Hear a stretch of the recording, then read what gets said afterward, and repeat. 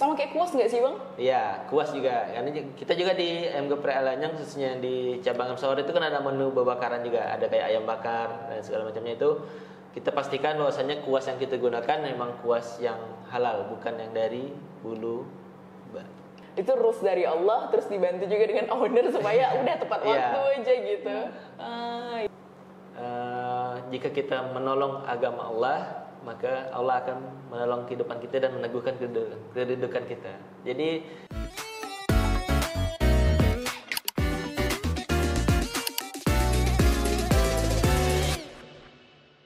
Bismillahirrahmanirrahim. Alhamdulillah kali ini saya ditemani oleh Bang Yuda Dwi Hardianto. Masya Allah. Itu bener nggak saya udah ngeja namanya? Benar sekali. Bener ya.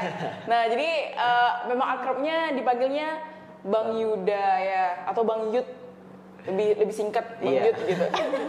Jadi teman-teman yang belum kenal sama Bang Yuda, beliau merupakan pembisnis untuk di usaha ayam geprek. Itu namanya ayam geprek Alanyang. Nah mungkin boleh ditampilkan untuk kameramen. Nah dan juga beliau juga aktif di sosial, yaitu ada namanya Sijum, yaitu sedekah nasi Jumat. Siap, benar sekali. Gimana itu yang bisa ngurus ayam geprek juga sebagai bisnisnya sendiri. Kemudian ada juga komunitas besar untuk sedekah nasi Jumat. Bagaimana ceritanya kita akan kulik-kulik di sini. Mas Yuda, assalamualaikum. Waalaikumsalam warahmatullahi wabarakatuh. Gimana kabarnya hari ini? Alhamdulillah sehat luar biasa. Gimana puasanya? Lancar, alhamdulillah. Belum ada yang bolong ya? Belum. Ini kegiatannya selama bulan Ramadan lebih padat. Padat banget. Mengurangi jam tidur ya. Sempat tadi Bang Yuda juga ada nge-spill bahwa agak terbalik nih selama bulan Ramadan. Lebih kurang tidurnya ya di malam ya. Benar. Tapi nggak apa-apa sih. Jadi kan kerjanya makin aktif di malam, ibadahnya juga makin aktif dong. Siap.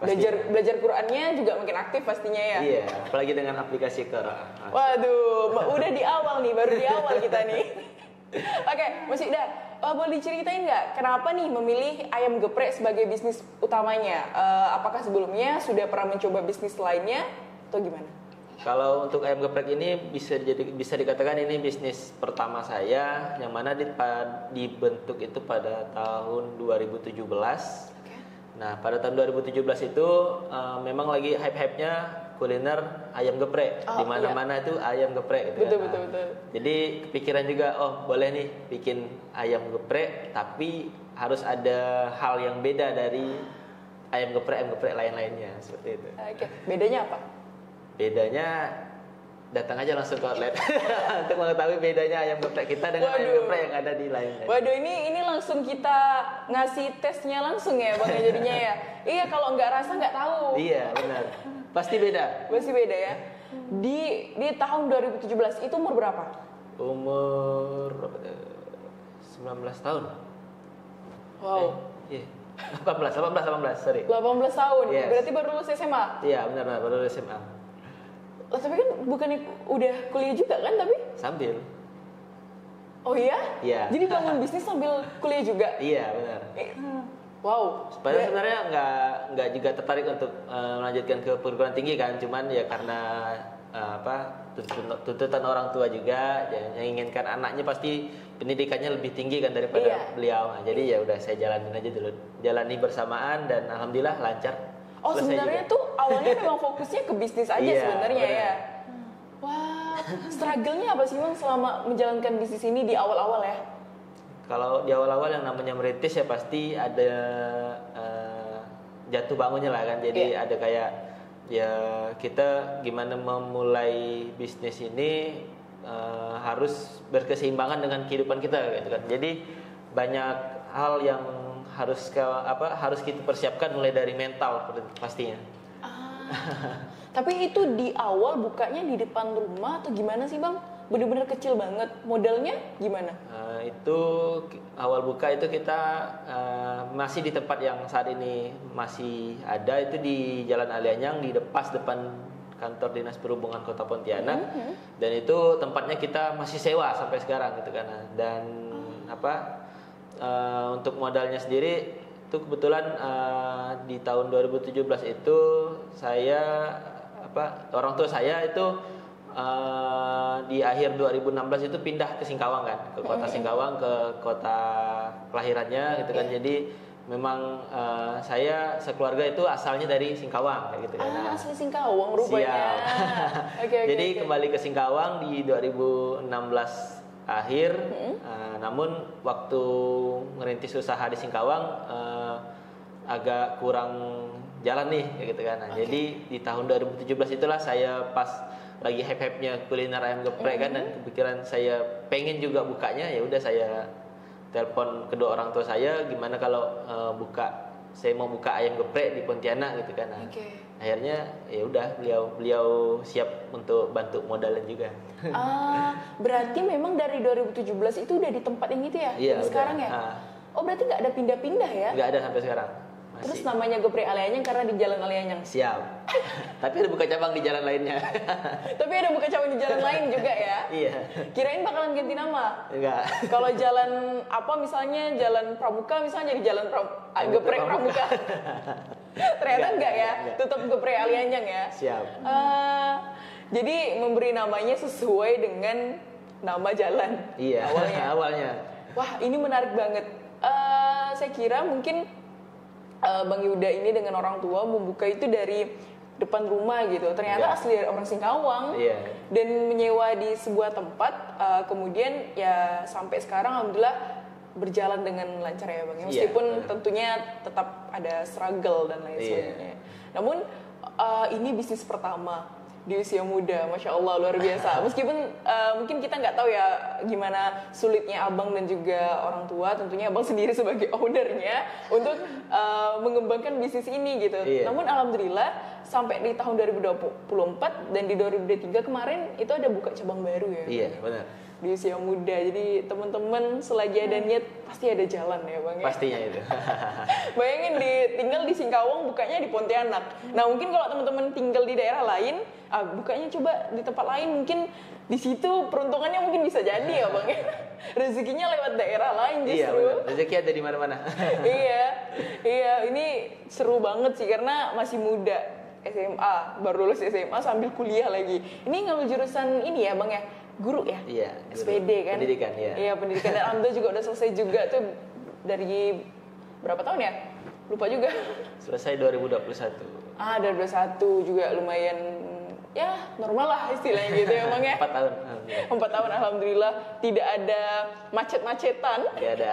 Jadi kalau teman-teman ini apa ya? Jadi motivasi kita juga ya teman-teman. Jadi mungkin teman-teman yang kuliah udah di kuliah dibayarin orang tua terus masih mandet kuliahnya, ayo di sini ada yang kuliah biayain sendiri juga karena lewat bisnisnya, tapi bisa 4 tahun ya istilahnya 4 bisa tahun selesai tepat waktu. Iya tepat waktu lebih tepatnya kayak gitu. Jadi tetap kalian yang lagi ngejar skripsi dan lain sebagainya tetap semangat, penelitiannya juga tetap semangat. Oke, Bang, tapi di dalam bisnis ayam geprek ini kira-kira ada nggak sih kayak prinsip atau nilai Islami yang abang tanamkan di dalam karyawan dan dalam terbentuknya bisnis ini? Kalau itu pastinya ada. Karena kita kebetulan saya juga ya bisa dikatakan aktif lah itu untuk kayak kajian-kajian dan segala macamnya itu kan. Jadi bagaimana saya mengimplementasikan apa yang udah saya pelajari di kehidupan saya, di bisnis saya seperti itu kan. Nah, yang pastinya kalau untuk di ayam geprek Alianyang kita mengedepankan yang namanya halal. Betul. Halal sih udah harus pasti ya Bang ya, halal. Jadi kalau mau makan geprek ya Alianyang bisa jadi salah satunya karena udah pasti halal. Karena kan kalau udah ayam ini kan penyembelihannya ya Bang. Iya, ada titik kritis yang mana bisa menyebabkan ayam itu halal gitu kan. Tapi ada hal yang bisa membuat ayam itu menjadi haram. Salah satunya yaitu dari cara proses pemotongan hewan tersebut. Jadi otomatis abang harus cross check juga nih, tempatnya udah bener-bener tersertifikasi halal nggak? Udah rumah pasti pemotongannya saya harus pastikan bahwasannya mereka sudah bersertifikasi halal. Iya. Karena itu yang paling penting sih Bang. Karena kan biar gimana pun kalau udah barang sesuatu yang tidak halal masuk ke dalam tubuh kan udah beda cerita ya Bang ya. Itu menjadi penyebab tertolaknya doa. Nah ini, jadi teman-teman harus makanannya dijaga juga, bukan sekedar sehat atau tidaknya, bukan hanya sekedar itu, namun halal tidaknya ya bang ya. Halal bukan berarti kita beli pakai uang haram tuh, bukan juga itu ya bang ya. Iya. Tapi haram itu bersifat zat dan apa namanya? Lupa. Makanya ya halal haram itu ya bukan hanya dari sumbernya, tapi juga dari zatnya seperti itu. Iya. Jadi ayam halal kita makan. Ayam pastinya halal. Betul kan? Tapi penyembelihannya? Nah, itu yang harus dipertanyakan. Itu jadi haram jadinya. Sama kayak kuas nggak sih bang? Iya, kuas juga. Karena kita juga di ayam geprek Alanyang, khususnya di cabang Sawar itu kan ada menu bakaran juga. Ada kayak ayam bakar dan segala macamnya itu. Kita pastikan bahwasanya kuas yang kita gunakan memang kuas yang halal, bukan yang dari bulu. Iya, karena kan kalau udah kuas pakai bulu itu juga tetap jadi ini ya bang, haram jadinya. Jadi haram. Nah itu benar, memang ada titik kritis yang memang harus kita perhatikan sebagai muslim ya bang ya. Dimana makanan yang kita masuk tuh bukan hanya sekedar sehatnya aja, tapi halal tidaknya. Nah halalnya itu pun juga berbagai macam ya bang ya. Iya. Salah satunya hal ini memang jarang kita sadarin nih bang. Kita mungkin ketemu ke sebuah restoran atau ini jual ayam aman-aman. Ternyata kuasnya pakai kuas bulu babi kan. Iya. Nah itu udah. Itu juga menjadi satu hal yang harus kita kritisi. Iya. Terus kalau kita beli ayam-ayam potongan juga tentunya harus yang tersertifikasi ya bang ya. Pastinya. Iya.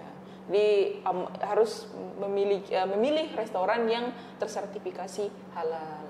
Tapi untuk karyawan abang sendiri, kira-kira ada nggak mungkin hal-hal yang lebih agamis abang tanamkan ke mereka? Kalau di Geprek Alanyang kan memang kawan-kawan yang bekerja juga ya mayoritas Islam kan. Jadi kita juga wajibkan mereka untuk sholat 5 waktu. Rules-nya itu ya? Iya. Wajib ya. Itu rules dari Allah, terus dibantu juga dengan owner supaya udah tepat waktu aja gitu. Iya. Terus saya juga ada pernah kan makan di Geprek Alanyang itu ada sampai ditempelin apa sih doa makan. Iya. Nah itu jarang banget loh.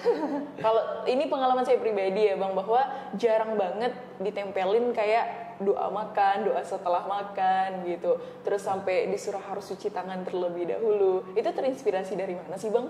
Kalau untuk doa makan itu emang saya terinspirasi dari guru saya yang Kiai Lukmanul Hakim. Beliau mengajarkan kita sebagai santri-santrinya itu harus makan itu harus berdoa, dan doanya itu bukan hanya sekedar Allahumma barik lana gitu kan, itu kan itu memang doa makan kayak gitu kan, tapi terlalu singkat gitu kan. Jadi harus ada, kalau dari beliau itu ngajarkan SOP doa makan kayak gitu.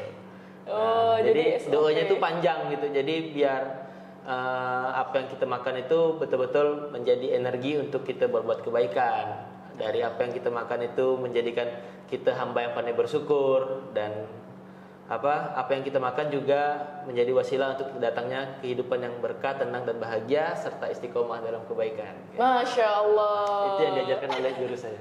Jadi makanan yang kita masuk, apabila ini makannya udah halal, udah bener dah nih makanannya. Tapi kalau nggak berdoa, ya bisa jadi tenaga energinya bisa digunakan untuk hal-hal yang tidak baik.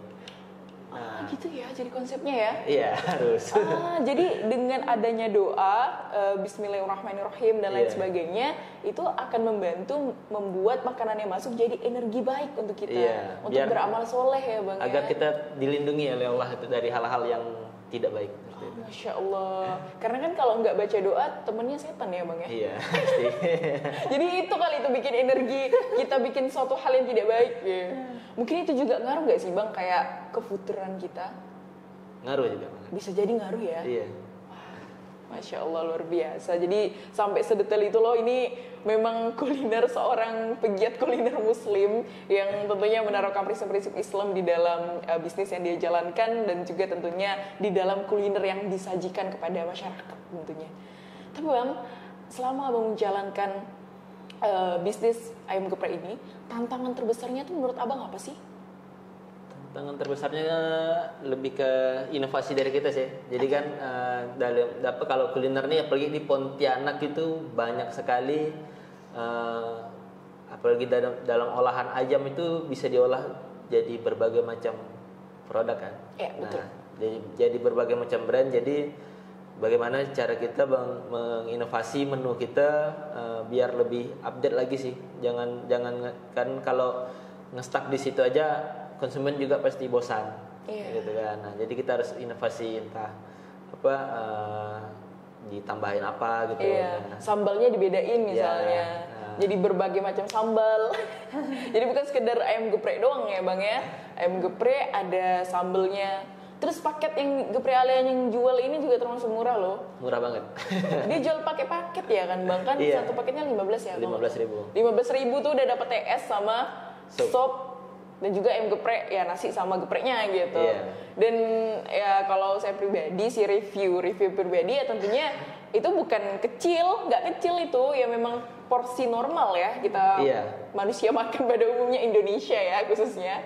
Jadi 15.000 doang, kemudian tuh udah bisa makan enak, nggak perlu kayak mikirin apa sih kayak airnya lagi dan lain sebagainya gitu.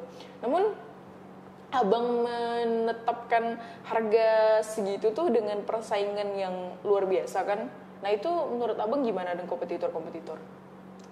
Bagi saya sih itu kalau untuk paketan hemat itu yang jadi menu favorit andalan di Geprek Lanyang itu kan yang 15.000 itu memang udah dari awal buka itu 13.000 malah tahun 2017.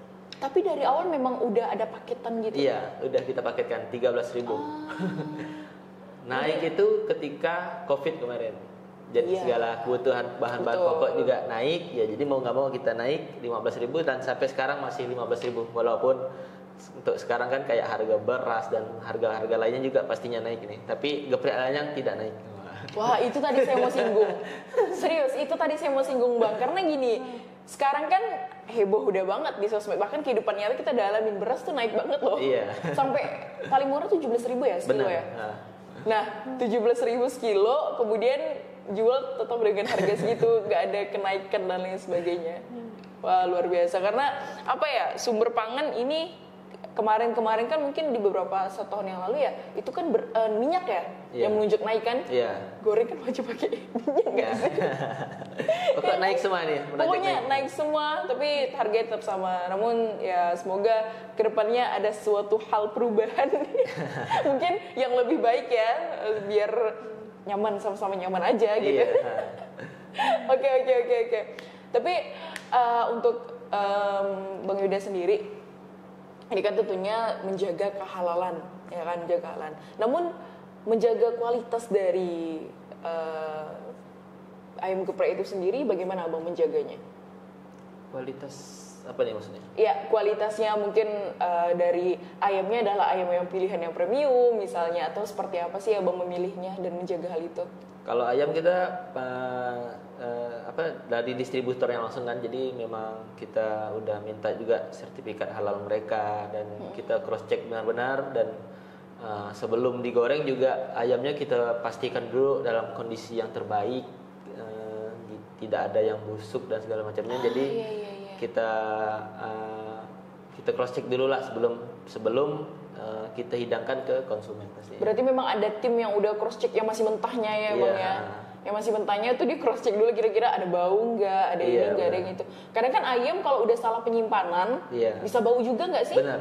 Nah kan, apalagi mungkin cabai dan lain sebagainya juga penting ya Bang ya. Nah cabai juga sekarang sekilo udah berapa harganya? Tadi pagi masih ada di 65.000 lah. 65.000 ya, masih aman ya. 65.000 sih waktu itu pernah lihat cabai harganya sampai 110.000 loh sekilo. Emang naik turun ya dia? Naik turun. Iya. Wow. Jadi memang harga pangan naik tapi harganya masih tetap sama ya. Tentunya ini jadi tantangan juga ya Bang. Salah satu tantangannya ya Bang ya. Oke. Tapi kan sekarang kan udah banyak banget nih Bang kayak tren makanan cepat saji kan. Udah banyak banget lah dari segala macam kuliner lainnya. Tapi khusus untuk ayam geprek ini gimana sih Abang memandangnya? Kalau ayam geprek ya bisa dikatakan dari tahun 2017 sampai sekarang itu trennya memang agak kurang ya, benar. Karena juga bisa lihat sendirilah gitu kan, masih ada banyak dulu ayam geprek itu seramai apa dan sekarang itu udah mulai agak berkurang pastinya. Dan saat ini Geprek Alanyang alhamdulillahnya masih bertahan, itu bagi saya tuh suatu yang luar biasa. Iya, karena kalau Geprek Ali Anyang ini kayaknya marketnya lebih ke anak-anak, kuliahan, pelajar benar. ya kan?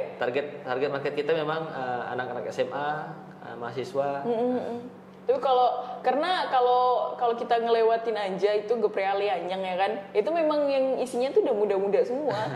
Bukan hanya karyawannya ya, tapi memang customernya di situ memang muda-muda ya. Ada yang pakai baju sekolah. Memang targetnya di situ ya bang ya, benar. marketnya ya. Tapi untuk sejauh ini marketingnya di sosial media atau memang ada yang offline bagaimana? Sosial media aja kita aktif di sosial media, Instagram, TikTok juga. Oh TikTok juga. Tapi kalau TikTok kita lebih ke lewat influencer sih. Oh gitu ya. Kerja sama gitu. Berarti sosial medianya bukan hanya sekedar hard selling ya bang ya, tapi juga berikan edukasi tentang makanan halal dan lain sebagainya juga ya. Benar. Oke. Itu menarik banget. Nah, kalau tadi kan kita bahas ayam geprek nih sebagai bisnis utama abang. Nah, kemudian tadi kita udah singgung di awal bahwa ada yang namanya Sijum. Nah, sebenarnya boleh cerita nggak Sijum nih lebih kan Sijum sedekah nasi Jumat, tapi boleh diceritain nggak berdirinya dan kemudian sebenarnya tujuannya Sijum ini apa gitu? Oke, siap. Jadi Sijum itu adalah singkatan dari nasi Jumat. Nah, Sijum itu berdiri tanggal 25 Maret 2019. 2019, berarti 2 tahun setelah bisnis berjalan ya? Iya. Oke. Berdiri itu pada 2019 ketika hari Jumat saya itu aktivitasnya kurang. Bisa dikatakan kayak tidak ada mata kuliah gitu kan. Nah, jadi bisa banyak waktu luang lah kan, bisa melakukan banyak hal gitu kan. Nah, jadi saya waktu itu main-main lah gitu kan, kayak apa ke masjid-masjid ya gitu kan. Nah, saya lihat ada beberapa masjid tuh yang memang ngadain berbagi kayak gitu kan. Jadi saya kunjungi masjid tersebut, saya bantu untuk membagikan kayak nasi bungkus itu selesai sholat Jumat kayak gitu kan. Nah, setelah ikut 2 minggu 2 pekan di situ kan, jadi kayak oh boleh nih kayaknya saya buat nih kan. Nah, kebetulan pada tahun 2019 Februari itu saya waktu itu masih sebagai driver kan. Saya sampingan tuh kan kayak driver gitu kan, bawa tamu itu dari Bekasi. Nah, jadi dia ketika itu ngomong saya, Mas katanya kan, boleh nggak saya ini kalau saya di Bekasi itu setiap hari Jumat itu ada bagi-bagi nasi, dia bilang. Nah, jadi boleh nggak bantu saya buat apa bagi-bagiin nasi ini, bagi-bagi nasi, mungkin bantu masak dan segala macamnya. Saya bilang boleh gitu, saya siap bantu. Ya udah waktu itu kayak ketemu ya jalannya gitu kan. Oh kayaknya seru nih gitu kan, asik nih gitu kan. Nah, jadi ketika udah mencoba ada dapat 2 pekan lah saya bawa tamu tersebut kan, bagi-bagi nasi di masjid kayak gitu kan. Nah, jadi kayak tercetus lah kayak gitu kan. Di Pontianak belum ada nih gitu kan. Apalagi yang namanya Sijum di Pontianak itu belum ada waktu itu. Jadi yang ada tuh Sijum Tangerang, Sijum Bekasi kayak gitu kan. Jadi saya coba buat Sijum Pontianak gitu kan. Kebetulan langsung saya minta kontaknya dari tamu saya tadi gitu kan. Nah, saya mau boleh lah Bu kalau saya pengen buat di Pontianak itu gimana syarat-syaratnya gitu kan. Jadi saya buat aja gitu. Berarti Sijum ini memang istilahnya ada di seluruh Indonesia ya. Cuman untuk di Pontianak memang berdirinya di tahun 2019 dan itu abang yang mencetusnya di situ. Wah, begitu ternyata. Seru juga sih, maksudnya. Tapi sebenarnya kalau dibilang kosong, nggak ada kegiatan ya, nggak ada waktu kuliah, sebenarnya sibuk juga kan sebenarnya ngurusin bisnis. Tapi itu memang pengen ya gitu kan, ada hal positif yang dilakukan. Waktu itu kebetulan saya sama beberapa teman-teman itu kayak inisiatif ya, yuk buat yuk gitu kan. Lalu langsung buatin grup, udah kumpul semua. Tanggal 25 Maret itulah kumpul pertamanya kita. Nah, jadi langsung cetuskan tanggal 29 itu langsung Jumat pertama kita udah langsung distribusi. Masya Allah, berarti dari awalnya sebenarnya niat dulu ya Bang ya, belum ada ketemu sama orang ibu ya, ibu tadi kan. belum ada ketemu gitu. Bahkan ya Allah pengen coba bantu ada kegiatan di hari Jumat, terus bantu-bantu orang yang bagi nasi di hari Jumat ya kan. Kemudian akhirnya Allah pertemukan ya Bang, Allah kasih jalan. Kemudian akhirnya Abang jadi ketua yang megang SIJUM Pontianak. Dari tahun 2019 sampai sekarang alhamdulillah ini berarti berapa tahun berarti tuh? Ini Maret ini nanti 5 tahun. Sekitar 5 tahun. Iya betul, Maret ini berarti udah 25 Maret berarti ya? 25 Maret 5 tahun. 25 Maret 5 tahun menjalankan SIJUM dan juga menjalankan AMG Prialianyang, Masya Allah. Nah, tapi ini kan Bang, SIJUM ini kan tentunya relawan kan, istilahnya relawan. Full relawan, gak ada yang digaji berarti? Gak ada. Nah, tapi untuk bisa ngasih makan orang-orang itu dananya dari donasi atau ada pemasukan lainnya? Jadi SIJUM ini dari awal dibentuk tuh memang pusatnya SIJUM itu ada di Klaten, Jawa Tengah. Itu foundernya ada Ustadz Andre Raditya. Yang mana SIJUM ini dari awal berdirinya memang adalah sebagai amalan pribadi. Amalan pribadi yang artinya itu nasi yang kita bagikan, nasi yang kita distribusikan itu memang dari inisiatif dari diri kita sendiri selaku orang yang memang mau bersedekah gitu kan. Jadi awalnya itu namanya komunitas bukan yayasan.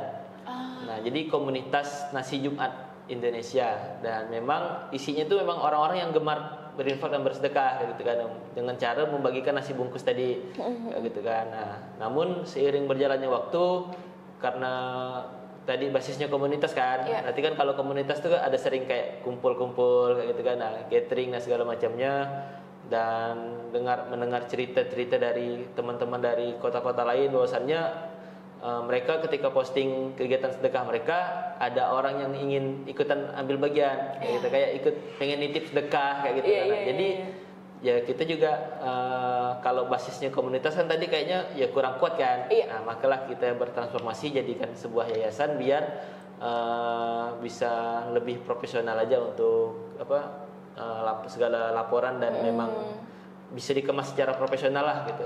Tapi orang-orang yang bergerak di SIJUM ini memang full relawan kayak gitu. Dengan berbagai macam latar belakang pekerjaan kayak gitu. Masya Allah. Berarti yang awalnya tadi komunitas, akhirnya dibentuk yayasan agar lebih terstruktur ya Bang ya? Benar. Oke, mungkin tim kamera boleh tunjukin Instagram SIJUM. Kita dari tadi ngomongin SIJUM tapi nggak ngeliatin. Kalau tadi AMG Prialianyang udah kita liatin kan Instagramnya. Nah, ini untuk SIJUM Indonesianya. Nah, ini untuk SIJUM Indonesianya ya.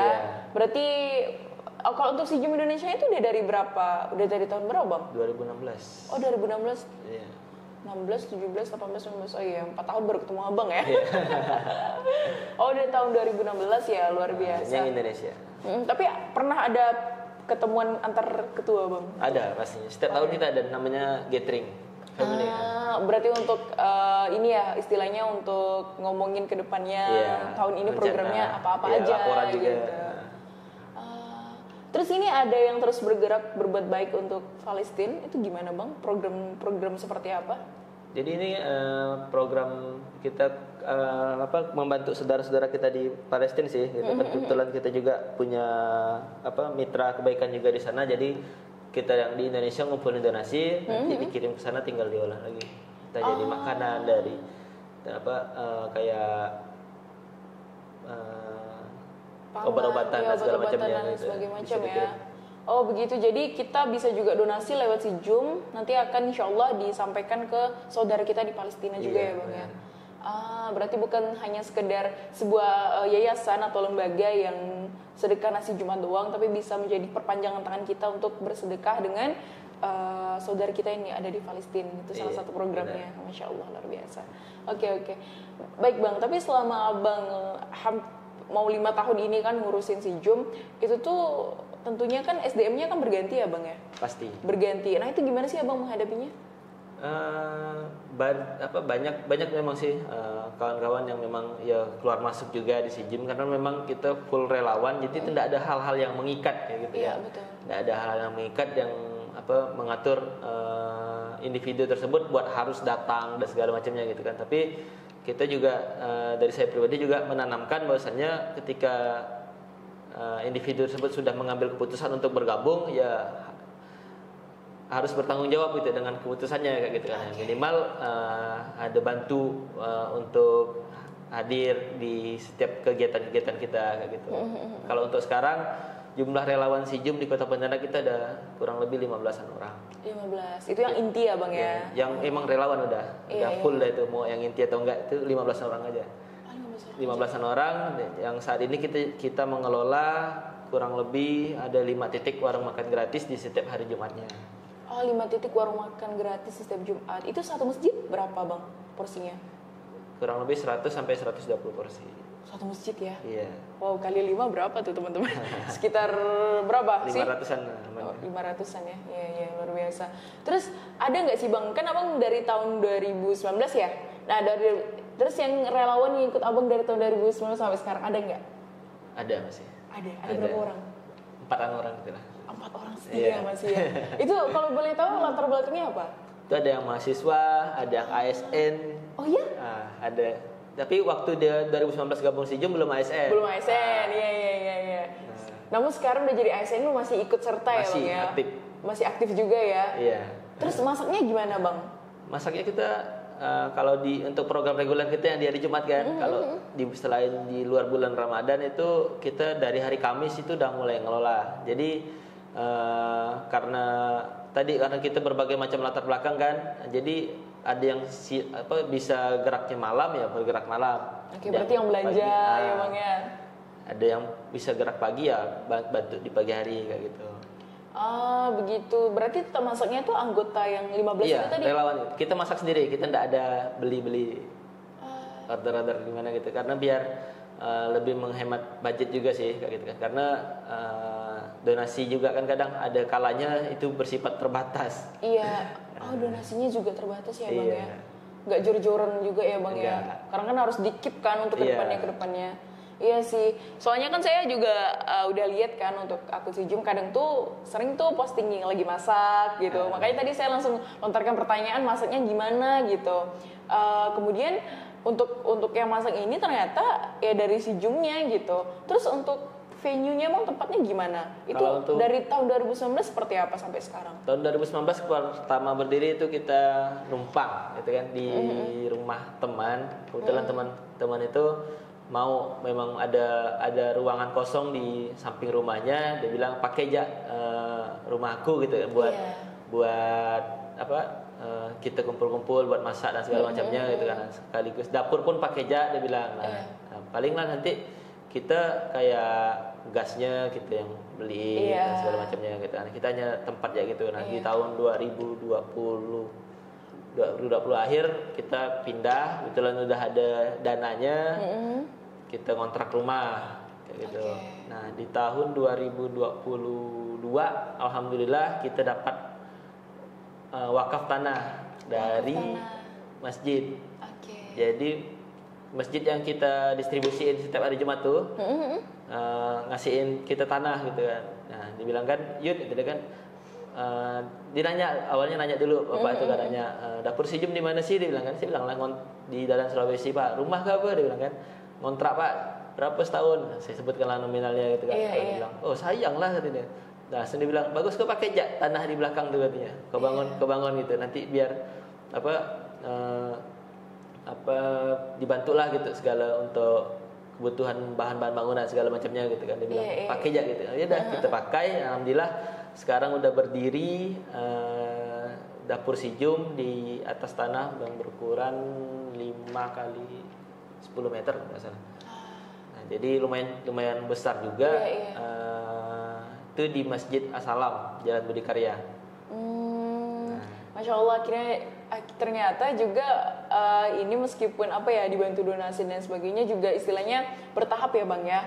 Dari awalnya yang ada teman yang numpangin, kemudian ngontrak juga, terus sampailah ada yang mau wakaf, kemudian hadirlah SIJUM, stay di situ ya Bang ya, stay di situ. Jadi masa-masanya di situ. Jadi istilahnya udah ada base campnya nih. Jadi nggak perlu kemana-kemana lagi kan kalau mau ngumpul. Nah, tapi kalau untuk teman-teman relawan SIJUM, ada nggak sih kegiatan lain selain sedekah nasi Jumat? Mungkin ada banyak sih, mungkin bisa dibuka nggak sih? Oh, ini kebetulan hanya screenshotan doang sih.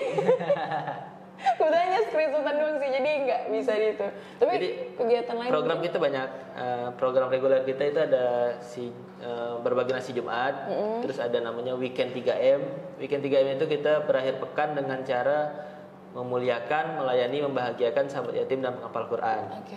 Nah, terus kita ada namanya si jam reaksi cepat, itu ketika kalau ada bencana kayak banjir dan segala macamnya, kita juga punya relawan khusus yang memang turun ke lokasi buat asesmen ataupun langsung mendistribusikan bantuan.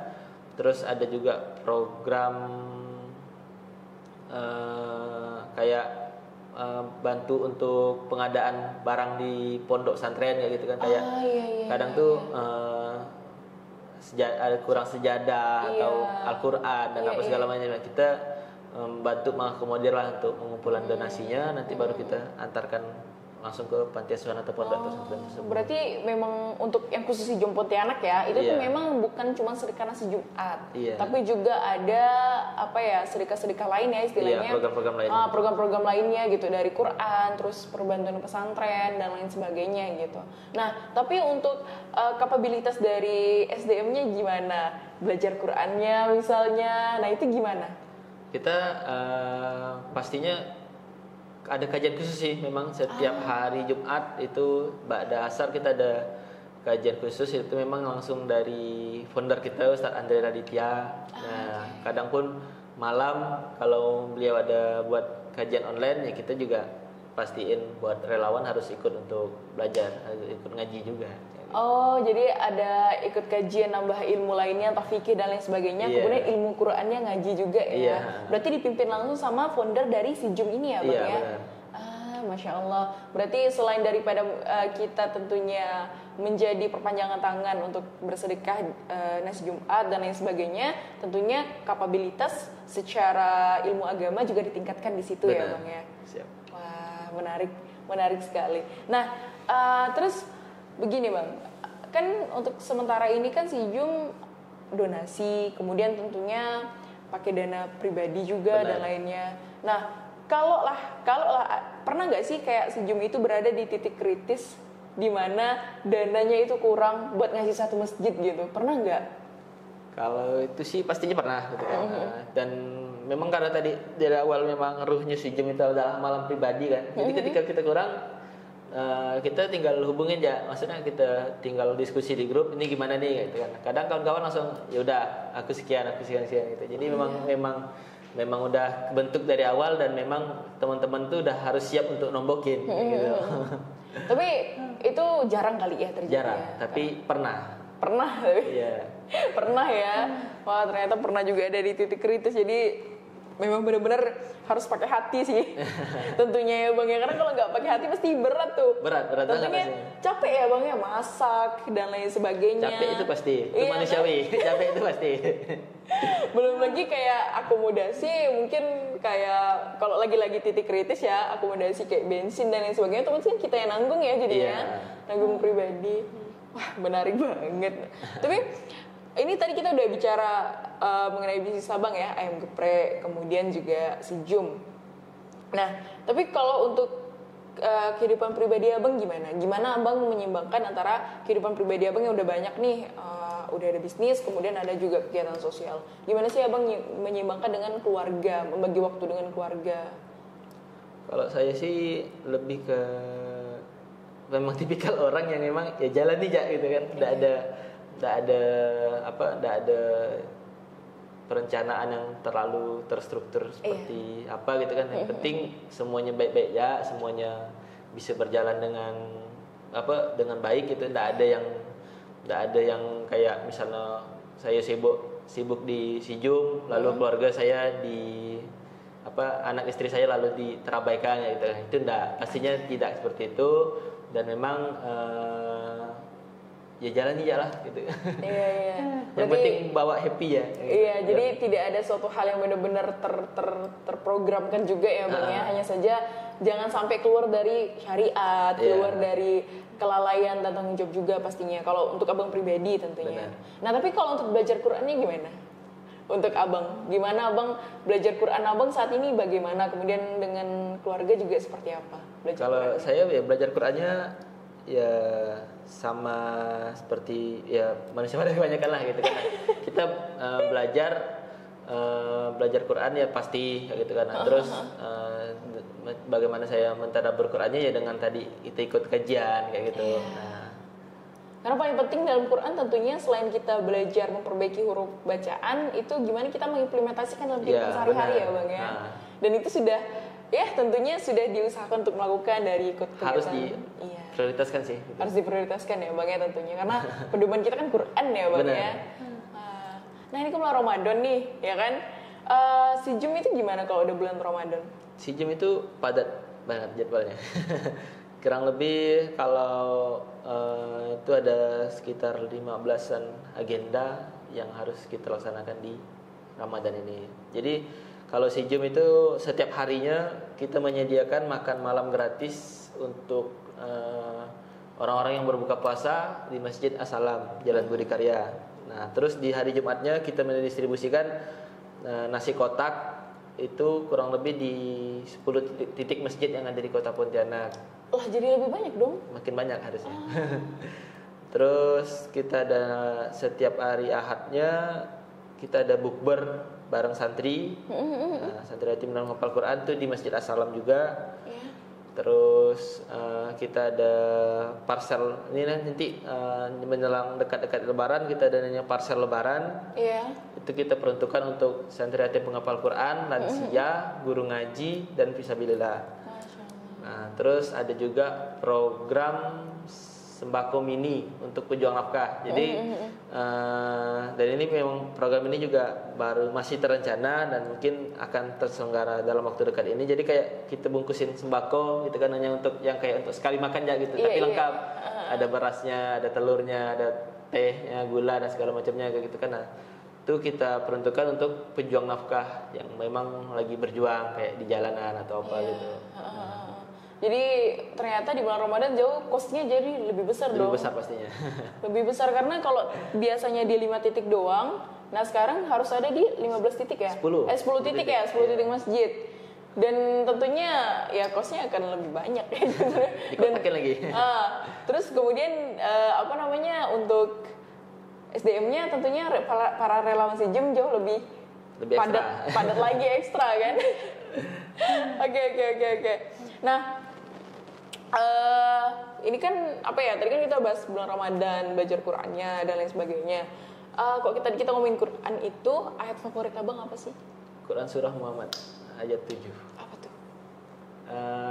Jika kita menolong agama Allah, maka Allah akan menolong kehidupan kita dan meneguhkan kedudukan kita.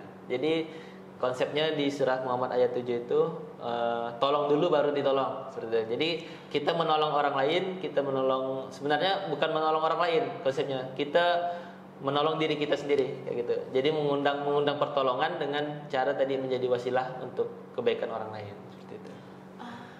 Jadi menolong dulu baru ditolong. Sama Allah gitu kan, bukan sama orang yang kita tolong. Nah, cuman kita tuh kan kadangnya berprinsip kan kita udah nolong si fulan nih. Nah, jadi kita berharap si fulan akan baik ke kita gitu kan. Itu padahal nyatanya tidak sama sekali seperti itu. Jadi kebaikannya itu datang nanti dari orang yang lain. Karena itu manusiawi banget sih bang. Maksudnya kayak contoh saya berbuat baik sama bang, harapan saya abang yang berbuat baik sama saya. Nah kebanyakan kan mikirnya kayak gitu. Iya benar. Tapi ternyata itu mungkin salah ya. Iya. Jadi jatuhnya kita juga berharap dengan orang yang kita tolong tadi gitu. Iya. Padahal sebenarnya berharap dengan manusia jangan. Berharapnya sama Allah ya bang. Iya benar. Iya. Nanti pertolongan datang dari arah yang tidak kita sangka-sangka. Dan itu memang udah pasti terjadi kayak gitu. Udah sunatullahnya gitu kan. Ketika kita menolong orang lain, ya kita juga akan dapat pertolongan dari Allah pasti. Jadi saat kita butuh pertolongan, kadang itu relate banget sih bang. Kadang gini, kita udah berbuat baik sama orang ya. Mungkin dalam hati ya kita nggak berharap sih dia nolong kita balik atau lain sebagainya. Cuman di dalam keadaan susah tuh kadang ada aja kita kok dia nggak bantuin aku ya? Iya benar. Itu pasti manusiawi. Manusiawi kan kayak jujur saya aja sendiri kayak gitu bang. Kok dia nggak bantuin aku ya gitu mikir-mikir. Tapi tetap sih ujung-ujungnya kita tetap ya Allah aku serahkan semuanya kepadamu. Iya. ujung-ujungnya kadang yang bantu kita malah orang yang disangka-sangka Bang. Benar, pastinya. Ya, kadang kita punya keluarga besar ya, mungkin berkecukupan dan sebagainya, tapi kadang yang bantu kita itu malah orang lain. Nah, banyak banget kasusnya, atau ada juga yang lain, kadang teman yang sering kita bantu ya ujung-ujungnya yang bantu kamu malah keluarga, gitu. Oke. Nah, goals Ramadan Abang apa kali ini? Yang pastinya Ramadan kali ini makin banyak yang kita beri manfaat. Jadi kalau sebelum-sebelumnya sudah banyak mungkin sudah banyak diberi manfaat dari sedekah nasi Jumat, ada juga program-program lainnya. Nih di tahun ini ingin menambah lagi dong. Iya. semakin menambah ya. Tahun ini kita lebih ke kualitasnya sih. Bukan hanya kuantitasnya gitu kan. Iya. Kalau biasanya orang-orang itu kan ngejar jumlahnya gitu kan. Betul. Tapi yang manfaat yang diberikan tidak terlalu banyak gitu kan. Tapi kalau si Jum pada Ramadan kali ini kita lebih mengedepankan kualitasnya seperti itu. Oh, lebih mengedepankan kualitas ya. Oke. Baik, Bang, ini mungkin last question. Siap. Lebih ke closing statement aja sih. Mungkin pesan kepada anak muda karena kita kaum Gen Z mungkin. Abang Gen Z dong berarti ya. Ini untuk kita yang kaum Gen Z, untuk teman-teman yang mungkin baru mau memulai usaha dan lain sebagainya. Boleh deh Abang beriin pesan juga kepada teman-teman kita. Untuk semua teman-teman yang ada khususnya yang saat ini masih berusia 20-an tahun gitu kan, jangan takut untuk memulai bisnis gitu kan, karena kalau kita belum mulai kita belum tahu hasilnya, jadi jangan takut untuk mencoba. Coba aja dulu, pasti nanti ketemu jalannya kayak gitu kan. Jadi pada intinya semua yang kita rencanakan itu pastinya tidak akan berjalan dengan apa yang udah direncanakan tadi gitu kan. Nah, cuman kita punya Allah, kita punya yang maha pemberi gitu kan. Jadi pastinya Allah akan memudahkan segala urusan kita, dan juga jangan lupa kalau ketika ingin memulai bisnis itu minta ridho orang tuanya pastinya. Nah, dan juga selain orang tua, guru juga. Nah, jadi minta ridho dari kedua orang tua, minta ridho sama guru, dan insya Allah pasti jalan yang kalian akan tempuh itu dimudahkan sekali.